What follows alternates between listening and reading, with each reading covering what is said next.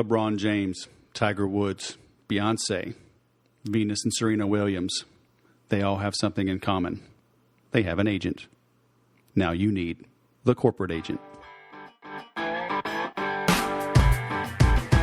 Hello, my friends, and welcome to the 185th episode of the Sales Podcast. I'm Wes Schaefer, the Sales Whisperer, your host. If you missed the saleswhisperer.com/session 184, you go back and check it out. That was Dr. Carrie Rose. She's a PhD in professional development and learning, and she threw it all away to enter the world of entrepreneurship and marketing, and she can help you make online learning courses mo better. And it's a huge industry, $107 billion. And we discuss how to make your content more engaging, more enticing, how to turn passive observers and students into engaged learners that gobble up your content and tweet you out and share it and come back and pay for more, and they bring their friends. So check out session 184. Today we have Angelique Ruers. Sounds like brewers, so that's why I love her. Talking about beer. Oh, yeah. She is a power-packed individual. I met her at the Infusionsoft Partner Conference in the fall of 2015. Took a couple of months to get her on, but she is worth the wait. You're going to hear an interesting story of how and why she came to selling and training into corporate America, and why you need to get your own piece of that $12 billion economy that is corporate business, B2B type sales. If you need help doing that right now, or I should say sooner rather than later at least, and you want to hang out with 5 motivated entrepreneurs along with myself, check out the5.us. You come here to Southern California. Once you get here, all of your expenses are paid: food, lodging, entertainment, and we will buckle down and focus on helping you grow your sales. It is the5.us. And now let's bring on Angelique Ruers. Angelique Ruers, like brewers, all the way from Boca Raton. Welcome to the Sales Podcast. How the heck are you? I am awesome. I'm in Florida. How could I be bad? It's gorgeous here. Go ahead and rub it in, just a little bit, Wes, just a little bit. It ain't like the weather's bad in SoCal. We just got taxes, drive-by shooting, smog, and taxes, and state income tax. Did I mention tax? But other than that. You did. That's great. We have alligators, so we get chased around by the alligators down here. So. And we don't have cockroaches so big that you put a leash on them and walk them, okay? You know about those, huh? Yeah, I'm from the South. I know. Yes, I do. So you know what? Just take that, all right? Hey, listen, Wes, sometimes we do my client strategy days at my house, and my worst nightmare is for one of those 5-inch cockroaches to go flying, through a room. I know. People don't realize that ain't like the little dirty roaches that happen in everybody's house when you don't clean. No. These things, they just live. They're part of the ecosystem. I mean, they're like alligators. They're just around, so you just deal with it. You just deal with it. You just deal with it. But other than that, we don't have the state taxes. So there you go. I know. Go ahead and rub it in. It's not good to rub it in on the guest or on the host at the beginning, okay? Because now I had a list of questions. I had the very nice list, and you hear me throw those away? I'm now pulling out. I get the naughty list. I love it. Pulling out you made the naughty list. There you go. All right. So you own the corporate agent. But I do. For people that do not know you, would you mind taking a minute or two, give a little thumbnail sketch of who you are and how you came to be, and then we'll dive down the rabbit hole? Sure. Well, as the name implies, we are about corporate, specifically selling to corporate. If you're a service-based business, nice selling, I love it. Selling to corporate, selling to the big guys. They spend over $12 trillion a year on products and services. Now, obviously, a lot of that goes to other corporations and government, et cetera, but a big portion of it goes to small business owners. So I'm all about helping small business owners get a piece of that. And, how this all started is kind of ironic. I left my corporate job because I was tired of working the hours that I was working, and signing off on the checks of so many of the outside vendors and consultants and service providers that I had hired as a decision maker. I did a count once. I hired about 350 outside consultants, vendors, suppliers, experts, etc. So I had just seen a lot of the dollars going out. And at 27 years old, I thought, what the hell? I can do this myself. So I started my first business, Wes, which was selling PR, marketing, sales, communications type services. And a few years into that, small business owners started asking me if I would coach them, teach them, train them how to do what I was doing selling into corporate. And for about a year, I was beating them off with a stick because I am sometimes a stubborn SOB who can't see the forest for the trees. And so I was pushing everybody like, no, I only work with corporate. I only work with corporate. And then finally, this one person was very persistent and I took her on as a client. And then the rest is really history. We now serve clients in 64 countries around the world. We have a huge conference that we do every year, and I am just having a blast teaching people how to sell to corporate. Very nice. So we have a couple of paths we can go down here now. I may have to pull out the nice list again. Let me see, where'd I put that? So should we talk about how business owners should sell to corporate, or should we talk about how to just grow their business? Because it seems like you've got advice on both.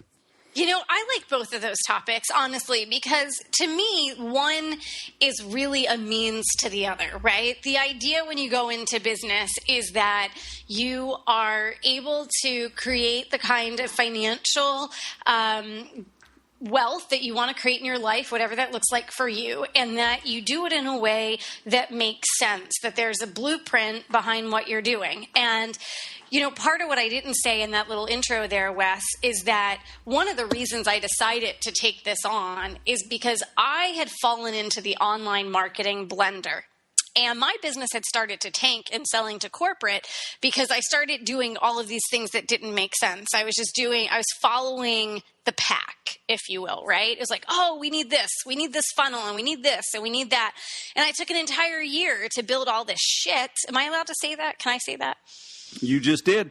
Okay, so to build all this stuff, right? And so because of that, I took my eye off of the goal of the business, which was to make money, to create jobs, to do things that I love, to have more time with my family, and do all of those things in the least amount of time that it should take you, right? I mean, at the end of the day, we don't get gold stars, so we want to have the biggest bang for our buck. We want to do things that make sense. And I started to see all these other business owners who were struggling in their business, and in large part because they were trying to create a volume-based business, right, where you're trying to sell low-dollar whatever, but you need a whole lot of them, only they didn't understand all of the cost that goes in to create the Willy Wonka machine that you need in order to sell volume. And so that's when I really started to step in and teach people how to sell to corporate, because it's pretty straightforward. You don't need an online Willy Wonka mobile in order to do it unless you really want one. And at the end of the day, it's all about growing your business. It's all about what makes sense to be a smart business owner. So we could start there if you want, because at the end of the day, that's really what I'm most passionate about. Okay, so a couple of things. Number one, are you saying I don't need a QR code going to an SMS opt-in, going to a mobile responsive landing page with a pop-up, with an exit pop-up, with a tripwire going to 17 upsell thank you pages, going to downsells if they don't take the silver, gold, then the platinum, knock them down to the silver diamond, and then down to the ruby that puts them into a 17-step email drip sequence augmented with fax broadcasts, blimps, and back to text messaging. I don't need to do all of that to sell a free CD so I can get their mailing address and then send them a postcard about an event I'm doing next year. Listen, that may be the best quote I've ever heard from anyone ever. That reminds me of the scene in Chevy Chase's Christmas Vacation where he goes off on his boss on that long, rampage. Oh my gosh, that's fantastic. Well, I realize that I may end up with an angry mob at my front door with pitchforks. But yes, that is what I am saying, Wes.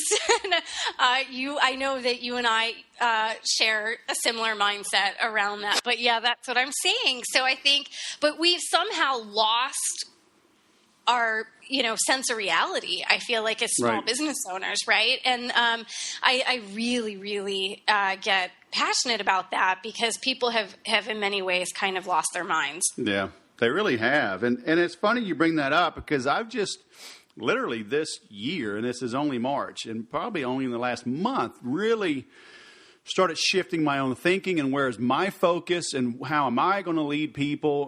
Because I've made a name for myself teaching people the ins and outs, teaching them the tools, but especially Infusionsoft, but helping them just use the tool as is, not plug in a bunch of stuff.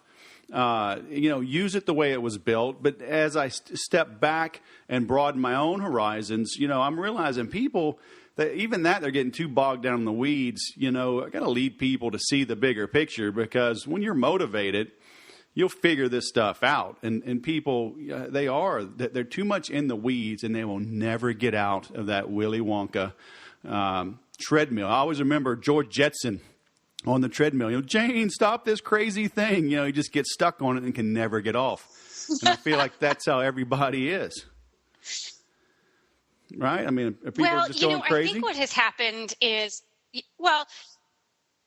you're right. I love that Jetson scene as well. So that I'm transparent, right? We use Infusionsoft and I love Infusionsoft and we have opt-ins and various, so I love it. I think the key though is that first you have to have a strategy that makes sense. The strategy always has to come first, and the strategy has to be rooted in business laws. And I don't mean like legislative laws. I'm talking about there are laws of physics, there are the universal laws, and there are business laws, things like supply and demand, as an example. Things like the percentage of your target market that's likely at any given time to take action, and which percentage is likely to take what kind of action. There's all of these things that, the technology doesn't supersede. The technology has to enable a very logical strategy. And I love technology. I love automation. I love the fact that things can be happening. I'm talking to you right now on the phone, Wes, or on Skype, and my promos are going out. Things are happening behind the scenes. People can buy from me right now while I'm talking to you. I love that. I think the key, though, is that at the end of the day, you really have to sit down first and foremost with a piece of paper and a calculator. And to me, that's where business starts, is with a piece of paper, a pencil, and a calculator.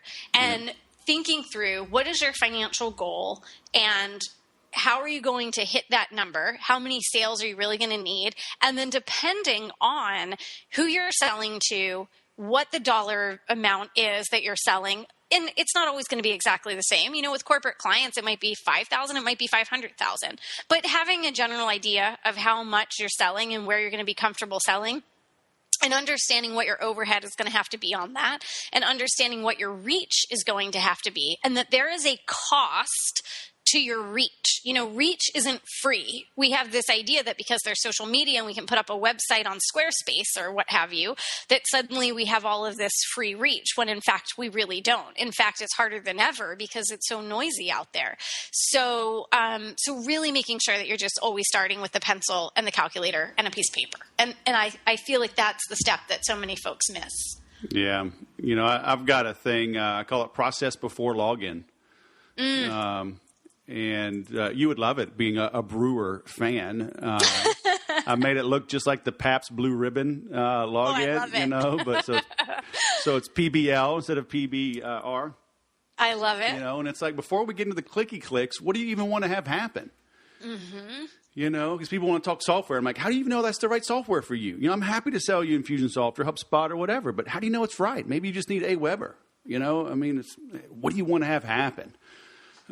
So why corporate? Because I came from corporate, and I've kind of shied away from it. I got a huge contract years ago with Dell, $635,000. 10 months, I had a team of 5 there doing all types of training around the country. But man, it was draining. And I don't know, I like how quickly a small business can close, but I like the larger contracts of a big corporate entity, but I hate the politics and going down that road. So how do you balance the two? Can you close corporate people quicker? Yeah, I think that you can. I mean, it certainly depends on the circumstance. When we look at how long it takes us, because we work with both. We work with corporate and we work with small business. And if I was to throw up, a sheet of paper on the wall or a whiteboard and kind of list out the pros and cons, I actually think they'd be pretty balanced, right? On the small business owner side of things, we have to deal with a lot of BS on that side as well. You have so many people, they'll sign contracts for programs and then stop paying. You'll have small business owners, Wes, that complain about, they think that, they invest in a small thing, what they're going to get out of it.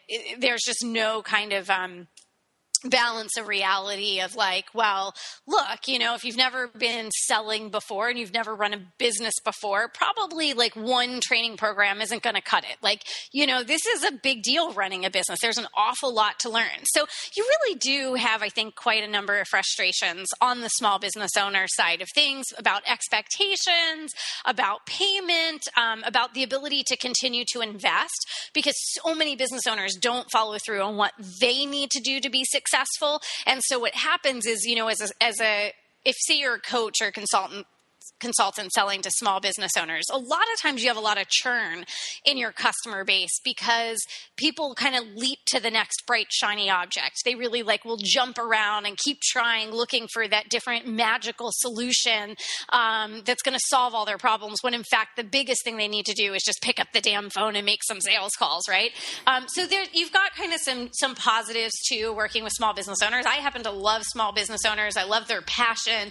I love that they really get the value of the change that they make for their clients. They are just awesome people, unlike sometimes, what we deal with in corporate. So, it's a lot of fun working with small business owners, but they do have their own kind of set of baggage. And then on the corporate side, it's like the exact opposite problems. They do pay their bills. They pay really, really well. They actually hate trying to find outside experts and vendors and service providers. That's very time consuming for them. So when they find someone that they love, who gives them good value, then you find that they'll tend to stick with you and buy from you for years to come. And in fact, they love sharing inside the company. If you land one department or one office, before you know it, maybe your training program or your coaching program is all over the company. So I think on the financial side, it's so great. You also don't need the Willy Wonka mobile that you so eloquently mapped out for us at the beginning. You don't need all of that. You can send some emails, pick up the phone, have an executive roundtable, speak at a conference, and you can land clients. So you don't have to build. It can be very low tech, which I think is really nice. The downside, of course, of corporate is sometimes it can be frustrating because you're dealing with multiple decision makers and they can drag their feet on decisions sometimes. But honestly, I see that on the small business owner side too. We have a woman who we've been talking to for over a year about coming in to work with us. And every time we talk to her, she tells us, well, I want this for corporate. I need corporate clients and I want to hit this number and I want to do that. And she's like, okay, I'm going to do it. Just give me until Monday. And then come Monday, we'll hear from this business owner and she'll say something like, well, we decided that we need a new logo first, or we decided, and we deal with it with small business owners too, right? They don't always make the most logical of decisions either. So I think it's really kind of balanced, and I actually think it's good to have diversity at the end of the day, because there's pros and cons to every target market. You're going to love some of your clients are just going to drive you nuts. I personally think it's nice to have diversity, that you have, I think it's mixed is really the way to go. And that way, if things aren't plugging along on one side of the business, you've got some diversification in your client base. And I think that's a smart thing. Just like in your financial portfolio, you want some diversification. I think it's smart to have diversification in your business clientele portfolio. I know some niching experts disagree with that, but I've only seen it benefit my clients. Right. Okay, so let's use me for an example because, Sure. Honestly, I am my favorite subject. Now, You're starting to sound like, was it Bette Midler, Enough About Me? Now you tell me about me. Was it her or was it Carrie Fisher? That's enough about me. Let's talk about me, okay? Yeah, there you go. I love that Toby Keith song. I want to talk about me. I want to talk about I. All right, but anyway. So here I am, little old Wes. Now, I do have a small team, but they are contractors. I am incorporated, so that's good. I've been around 10 years. I've got some history. I've got some work products people can reference. But, I haven't gone after big companies. And let's say I'm going after them for sales training.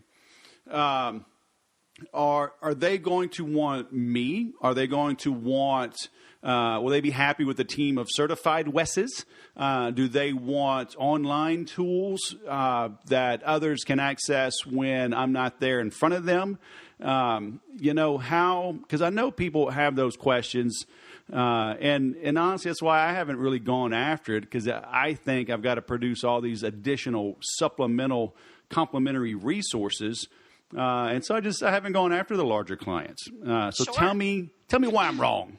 Yeah, well, so as to whether or not they want you or your team has everything to do with the initial approach, because the big mistake that consultants make is in the beginning they make it all about them. Their entire website is about them as the expert.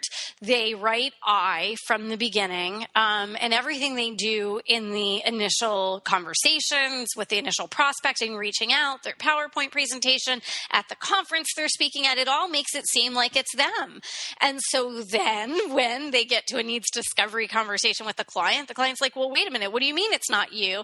And so that's kind of their own doing, right? They kind of set it up that way from the beginning because they're not talking about we, they're not talking about, their team's collective years of experience. So it all comes in how you position it from the very beginning. But the truth is that you can absolutely have a team. In fact, I just had a woman here in my office on Friday, and she has a team of 32 trainers all around the world. Her clients never see her, and she's 32 people, including in Southeast Asia, and they are very well trained, and she never goes and sees the clients, and she's 64 years old, and she works from 8 until 1 p.m. every day, and she takes off 6 weeks every year. So that's a pretty nice deal. She sounds lazy. I know, right? Which is what we want to be as business owners, right? We want to be greedy and lazy, as they say. So she's fantastic, and I love that. Now, in terms of the online stuff, I will say that companies today are really digging that given that they have employees all over the world, a lot of people work from home, if you can supplement in-person training with anything online, they certainly love that.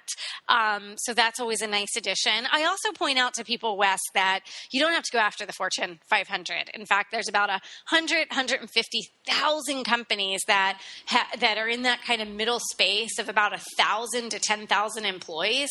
There's about 150,000 of those in just the U.S. And so if you were to get in your car and just kind of drive around town, you would be driving past companies, with a few hundred employees that would make excellent clients. It's not nearly as much red tape and can actually be a blast to work with. So, I think, people need to redefine how they think of corporate, but the decision making is very similar. The sales approach is very similar. But it's nice when it's it's a company with maybe 200, 300, 400 people. So, but yeah, you definitely don't have to make it just you. But the key is that even if you want to have an authority website, as so many people do today, they want that, I'm, the author, I'm the speaker. It's all, you still need to talk on your website about the royal we, that our team, this is what we deliver, that these are, people that have been trained by me. So from the very beginning, you want to start using that we language. And I think people should use it even before they have a team so that they can really start to build the marketing and the branding around this isn't just me, this is going to be a team. And then those people don't have to be full-time employees. They can be 1099, independent contractors, so long as they meet the IRS standards for that. So, I had a corporate client just a couple of years ago, Wes, and, I had 3 to 4 people at any given time on site at their office. And the entire time, this went on for about 6 months. And the entire time that my team was on site at their office, the register was going like cha-ching, cha-ching, cha-ching, because we were billing hourly for consultant rates. And I had 4 people there. And at the end of every month, I was getting a check for over $80,000.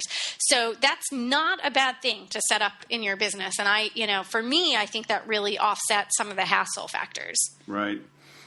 Amen. So then the next question is, how do you scale? How do you find people that are competent? Because I tell you what, I've been burned. Goodness gracious. I think I want to go apply and see if the post office is hiring. I am so tired of people letting me down. Oh, I know. It is really tough. Well, there's a couple of things that I teach on that. The first is, we look for a triple right fit when we are hiring someone. We look for their cognitive side of things, right? What do they know? What's their capability of learning? What's their experience? What's their training? We look for the affective side of who they are, their personality, their strengths. You can usually pick that up in either like a Myers-Briggs or a Strengths Finders 2.0 kind of an assessment. And then we also look for something called the cognitive side, which is how they work, how they approach problem solving. And the only way you can find that out about somebody is doing a Kolbe assessment on them. And for those of you who aren't familiar with Kolbe, it's Kolbe, Kolbe. So we do all 3. We really take a very comprehensive look at all 3 sides of the mind when we're hiring somebody, Wes.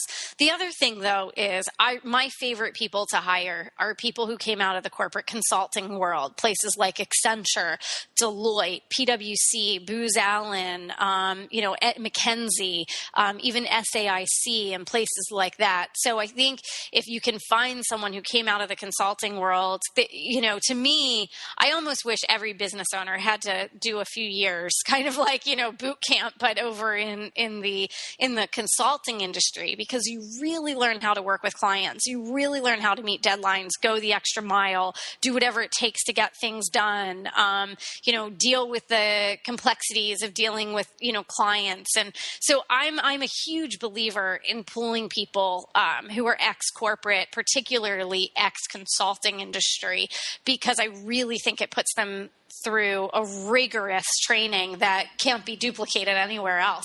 The other group is ex-military. We've hired a lot of people who are ex-military, and I think there's a level of discipline, respect, ownership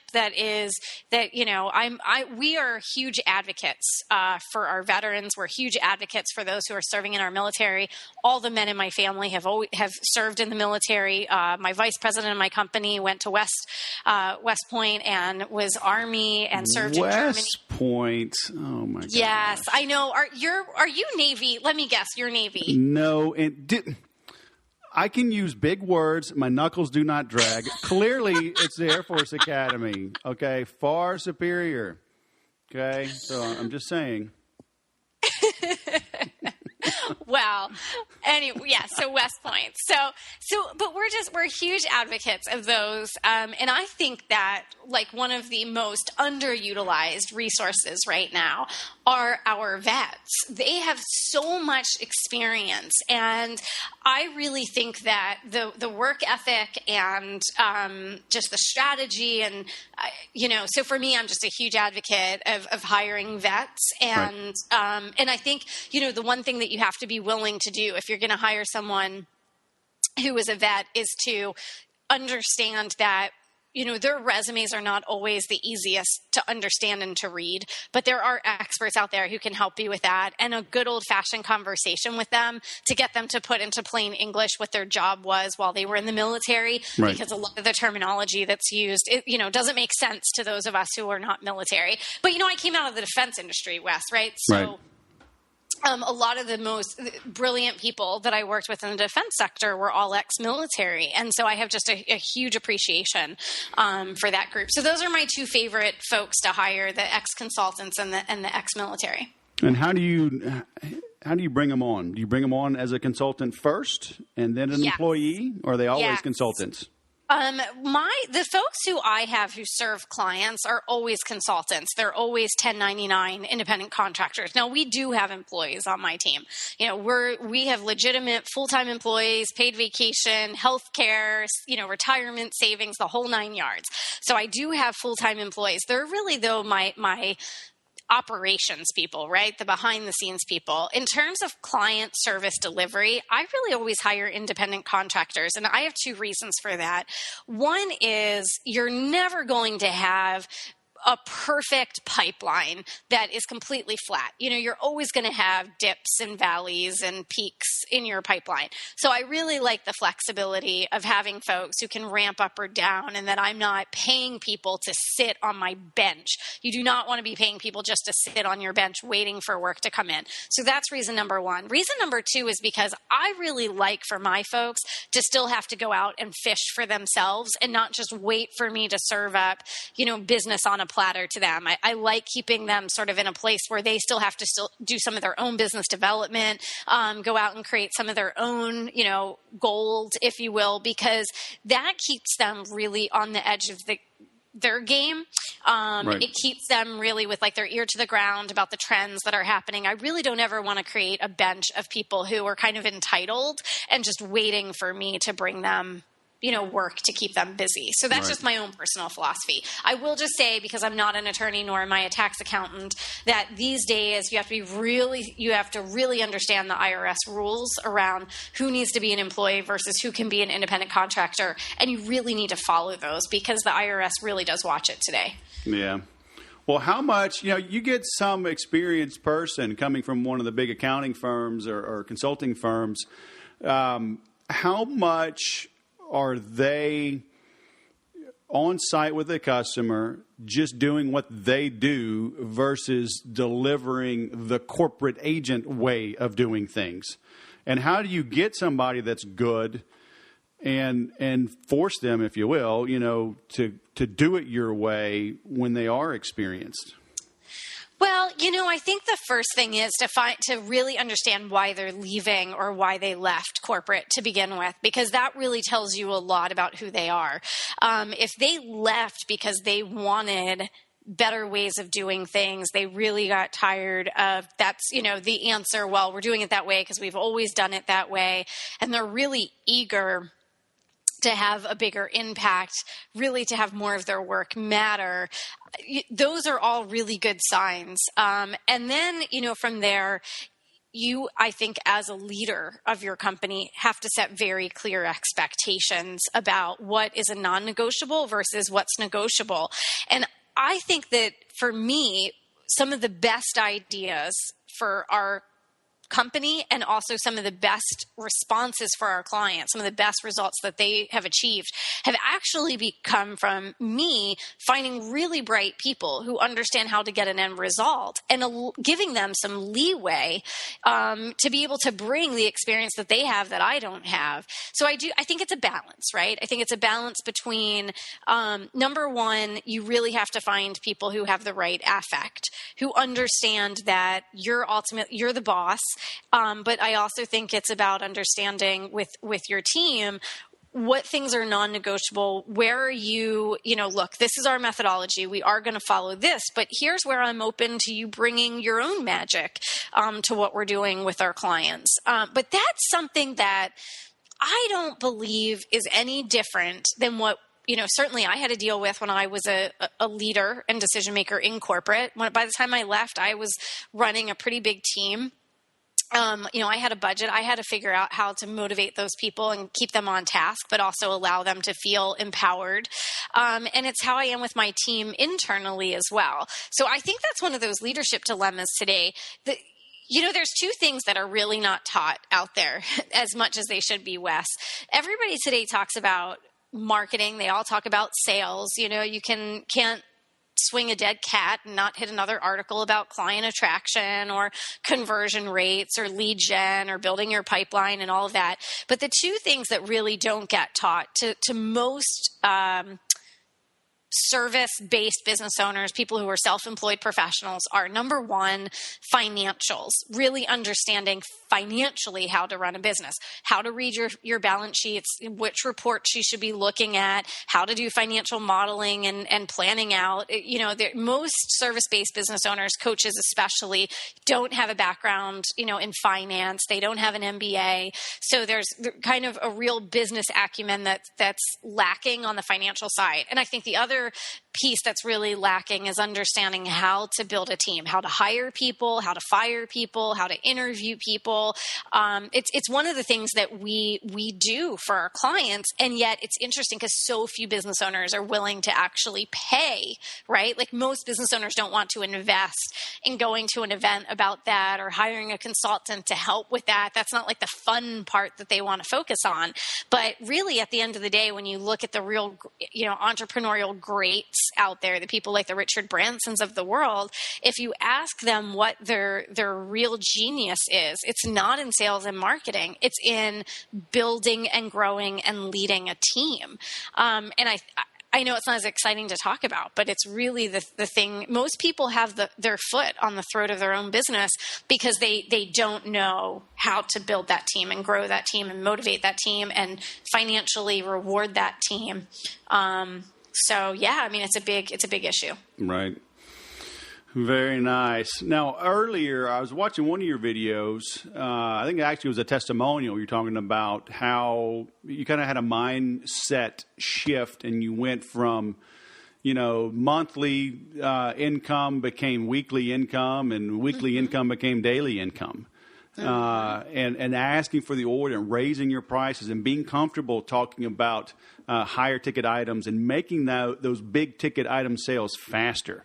Can you shed some light on that, on what that shift entailed and how others may be able to begin that process? Absolutely. That was a really big thing for me because, there was a great article. Let me back up for a second. There was a great article about 2 years ago that ran in Forbes, and it looked at women in particular and how few women ever create seven-figure businesses. It really, it was after I had already created my seven-figure business, but it hit home for me because it talked about how most women, Wes, are chief multitaskers instead of chief executive officers, and that was one of the big shifts that I had to go through in my business was that, really, really almost being willing not to catch any plates, being willing not to be, I described myself as being the grout between all the tiles. So think about that for a second in your business. You've got all these tiles. Maybe you've got, some consultants that are working with you. Maybe you have a virtual assistant or an OBM or some team members or what have you, your bookkeeper here, your copywriter there, your graphic designer, what have you. And oftentimes most business owners, they'll put those tiles of the various team in place and then they'll be the grout all around it. So they're the ones who have to connect everywhere. And it's very difficult to be in that situation where you're the connective tissue of the company, if you will, and also be in the state of mind, a mindset perspective that you can command in a conversation,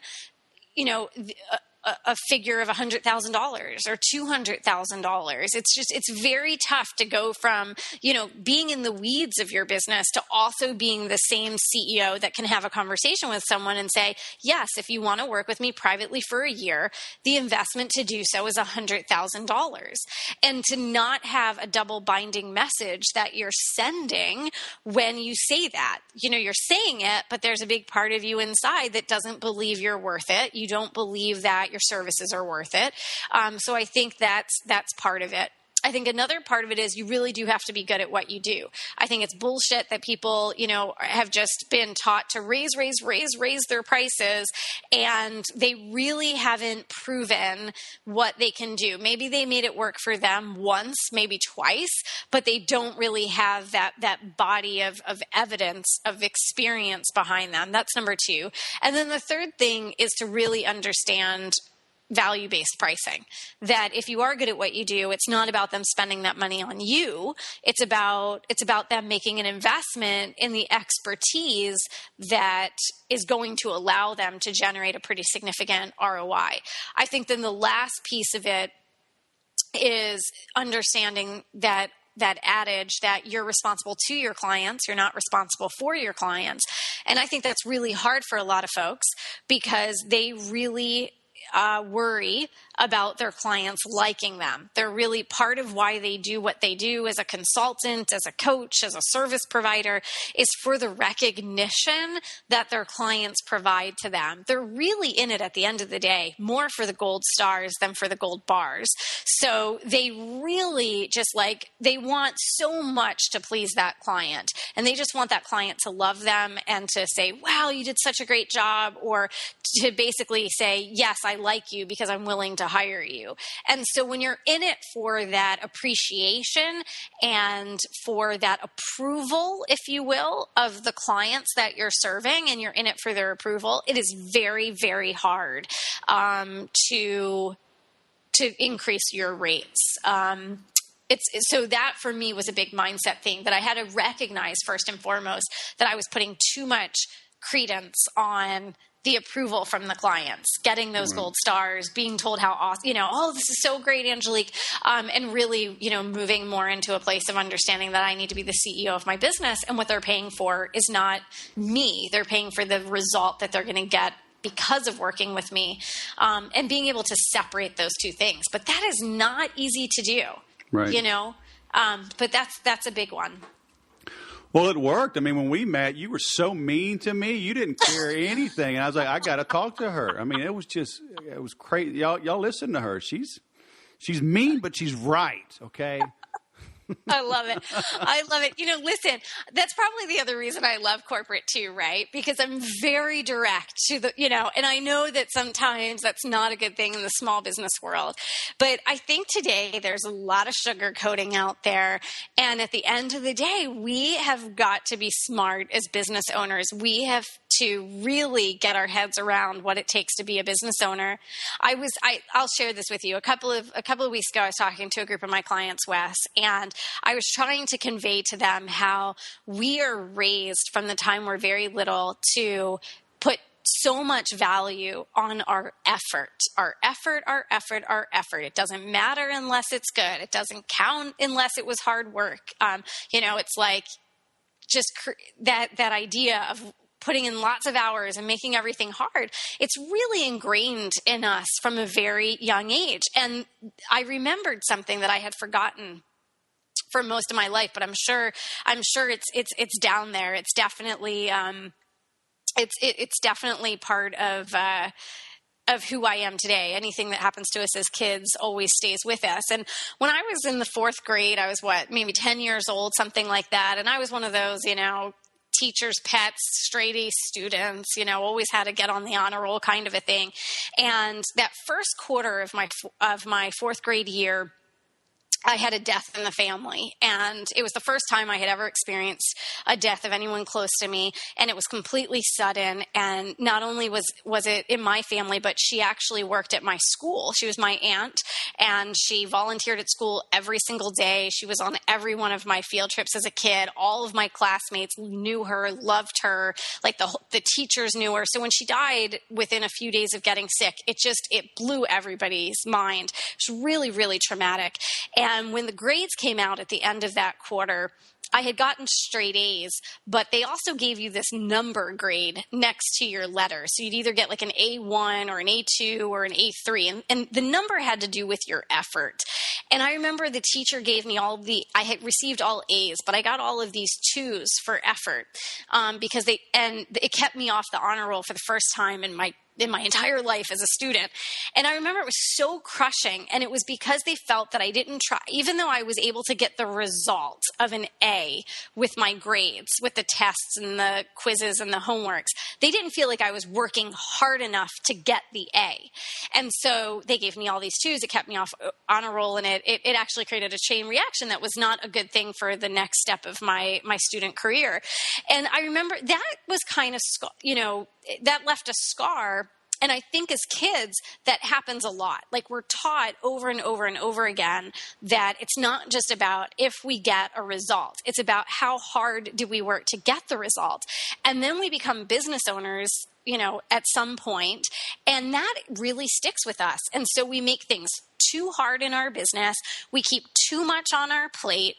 We don't look for the shortcuts. I'm not saying do a bad job for your clients. I'm just saying as a business owner, the idea isn't how many steps can it take us to get there. It's ultimately at the end of the day, it's not just about conversions. It's about how easy was the conversion, right? Or how many sales are you closing?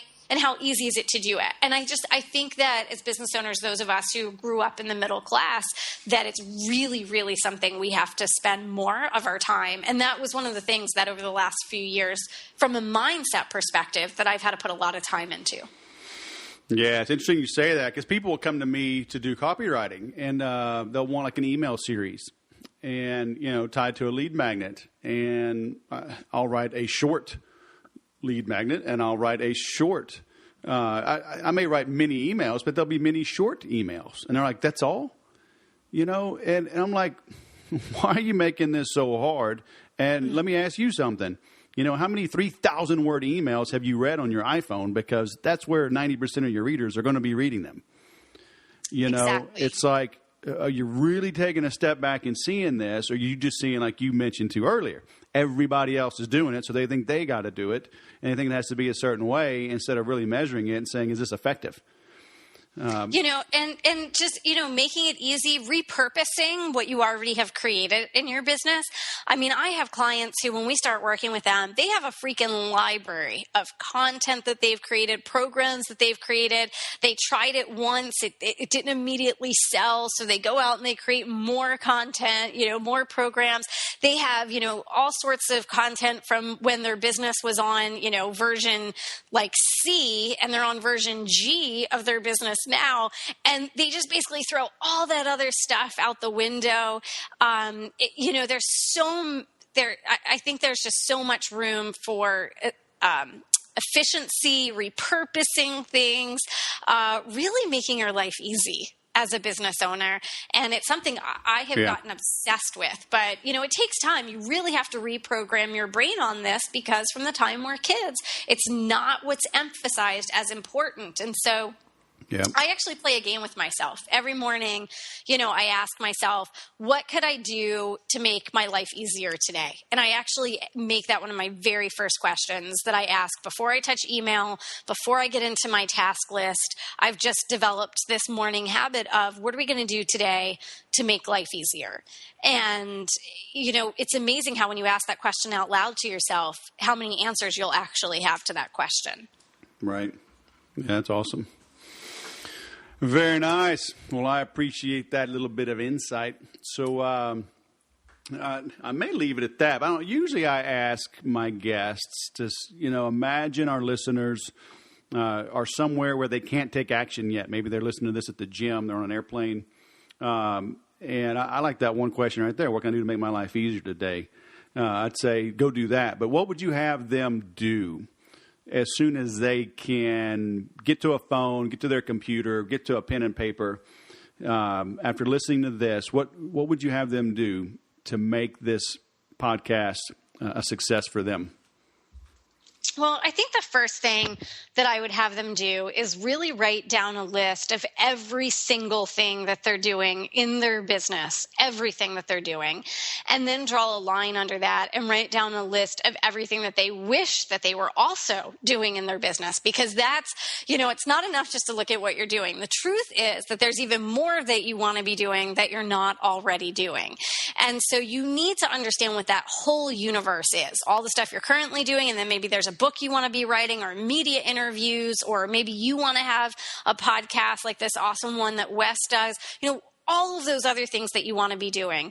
And then you need to start bucketing those together, and you need to identify the things that need to stay on your plate forever, like the stuff that it's the forever things that you always want to be doing. And for the rest of it, you have to start building a plan for where all of that is going to go. Until you do, and then until you start putting that team in place, you're going to continue to have the foot on the throat of your business. And so I would say, even though I wasn't really planning on talking about team today, I'm glad we did, because I really think this is the thing that chokes the life out of most businesses. So I'd make that list of everything you're doing plus everything you want to do, and then start making sense of that list. What are the things that in a perfect world are the only things that are left on your plate? And then every 3 months, my rule is I do this every 3 months. And every 3 months, I'm finding a category or a bucket of tasks that I can move off my plate and onto somebody else's plate. And I go through that ritual about every 3 months' time. So that's the first thing I'd have them do. Nice. All right. Very nice. Angelique Ruers, thecorporateagent.com. Thanks for coming on the Sales Podcast. Thanks, Wes. All right. It's been great. Take care. What is your sales growth blueprint? Did you hear the part where Angelique's talking about how her business was tanking? She was following the pack, building all the other shit, and took her eye off the ball. Are you doing that? I see that happen all the time. There are so many gurus out there.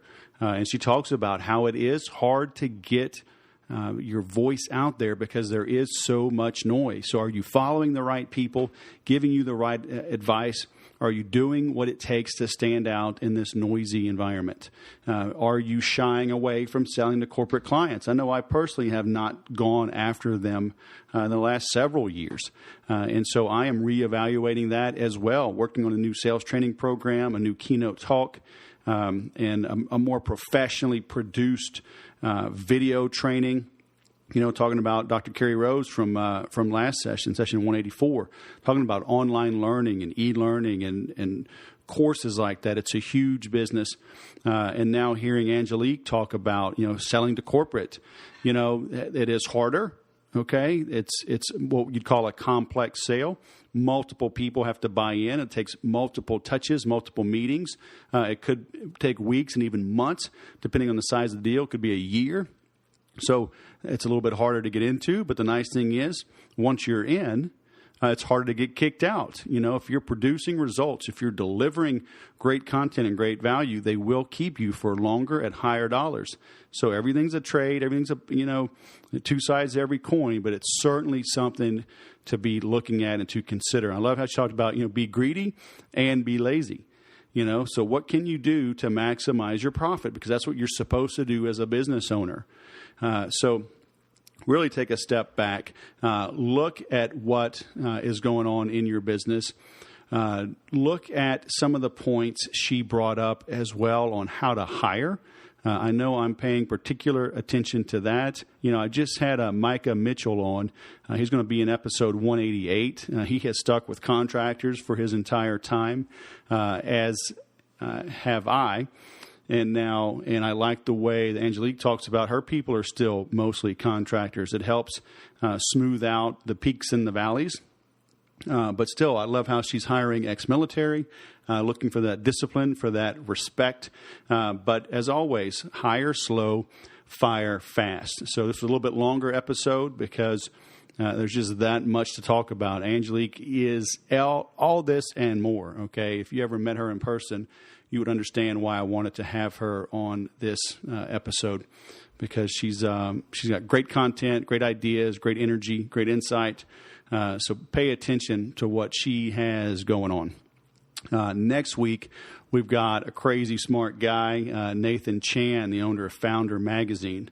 And I'm going to be seeing him in a couple of weeks here in April at the Social Media Marketing World 16 conference, where I'm hosting and moderating several breakout sessions. So if you're coming to that, please let me know. Look me up. But Nathan, he's got, 1 million followers on various social media sites, 700,000 on Instagram alone. So you're going to want to check out what he's got going on next week. Now, again, that'll be session 186. But all the notes you can get today is at thesaleswhisperer.com/session 185. And as I mentioned at the top of the show, if you want to come hang out with me and 5 other motivated entrepreneurs to help you grow your sales, check out the5.us. 2.5 days hanging out with us. Once you get here, all of your expenses are paid. Lodging, food, entertainment. So you can come out here and grow. That is the5.us.